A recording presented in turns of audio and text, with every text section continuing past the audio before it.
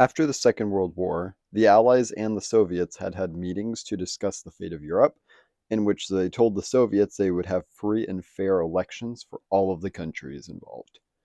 The Soviets, however, in a power grab, basically rigged the elections in Eastern Europe so they were pro-communist to create a buffer between them and the West. This would become known as the Iron Curtain. Two alliances would also form from this: NATO and the Warsaw Pact. Two great powers would emerge from this: the Soviet Union, or also the USSR, and the United States. This would lead to the conflict known as the Cold War, where it wasn't actually a war, but more of proxy wars. In fact, one of the proxy wars we're going to talk about today is Cuba.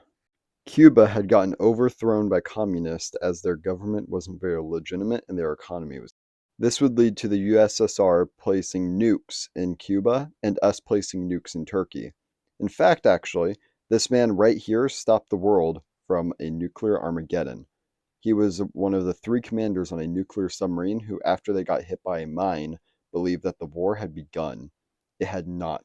Two of the commanders opted to fire their nuclear torpedo at the United States. The third one denied it. I'll make another video over the Vietnam War, but this is also a very good example of a proxy war. Here is a map of the alliance systems for anyone who is interested. It also shows Turkey. Here is our glorious president, John F. Kennedy, who led us during the Cuban Missile Crisis. The Bay of Pigs invasion was a covert operation by the United States. Its goal was to remove the Cuban government and replace it with a friendly U.S. However, this failed very badly because JFK removed a lot of support because he wanted to conceal us being involved. Overall, this conflict would get solved as we would take our missiles out of Turkey and they would take theirs out of Cuba.